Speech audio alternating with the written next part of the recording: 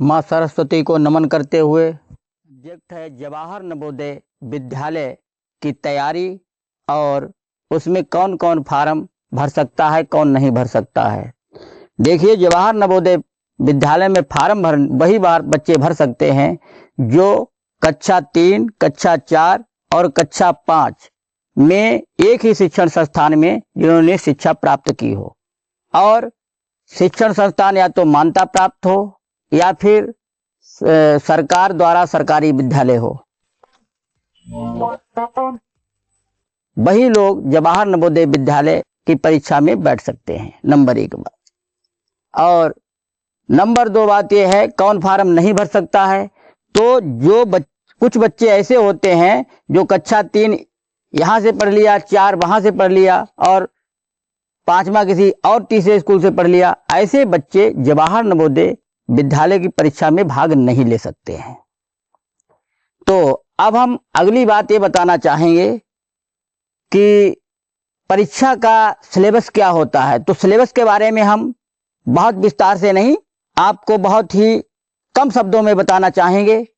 Syllabus ये होता है, जवाहर नवोदय विद्यालय में 40 क्वेश्चन प्रश्न जो होते हैं वो मानसिक योग्यता से संबंधित पूछे जाते हैं, बच्चे से मानसिक योग्यता से संबंधित, और 20 प्रश्न होते हैं जो हिंदी भाषा से संबंधित पूछे जाते हैं। अंग्रेजी का इसमें कोई जो है अंग्रेजी का कोई सवाल नहीं पूछा जाता। ये कुछ बच्चे घबराते हैं कि हमारी अंग्रेजी वीक है, हम फार्म कैसे डाल पाएंगे। तो अंग्रेजी का इसमें कोई भी रोल नहीं है। हिंदी भाषा से पूछे जाएंगे 20 प्रश्न, और 20 प्रश्न जो है मैथमेटिक्स से, आपके गणित से पूछे जाते हैं। तो 40 में हिंदी और प्लस आपकी मैथ, दोनों 40 प्रश्न में सिमट गई, और 40 जो है मानसिक योग्यता से संबंधित प्रश्न पूछे जाते हैं। अब बात यह है कि नवोदय विद्यालय में कैसे बच्चों का जो है उसमें एडमिशन हो पाता है। तो नवोदय विद्यालय में एडमिशन लेने के लिए बच्चे को 3 साल जवाहर नवोदय विद्यालय के कोर्स से संबंधित 3 साल तक कक्षा 3 से ही तैयारी प्रारंभ कर देनी चाहिए, 3, 4, 5 में, जिसकी पढ़ाई अलग से होती है। ये नहीं कि हम जो पढ़ रहे हैं उसी को पढ़कर और नवोदय विद्यालय की परीक्षा क्रॉस कर लें, ऐसा नहीं है।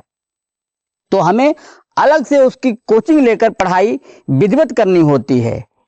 अब एक मुख्य बात यह है कि जवाहर नवोदय विद्यालय में जो है सबसे ज्यादा जो है सीटें जो हैं वो हमारे ग्रामीण में रहने वाले बच्चों के लिए दी जाती हैं। सबसे ज्यादा सीटें ग्रामीण बच्चों के लिए ही उपलब्ध हैं। शहर के लिए मुश्किल से 20 ही सीटें उपलब्ध है, बाकी ग्रामीण के लिए उपलब्ध है।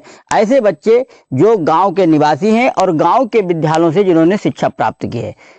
शर्त यह है सरकार द्वारा मान्यता प्राप्त या गवर्नमेंट विद्यालय जो स्कूल चल रहे हैं उनसे हम शिक्षा प्राप्त कर रहे हैं, तो हमें जो है एडमिशन मिल जाता है। और हर साल देहात के ही बच्चे ज्यादा से ज्यादा जवाहर नवोदय विद्यालय में जो है एडमिशन लेते हैं, ऐसा नहीं है।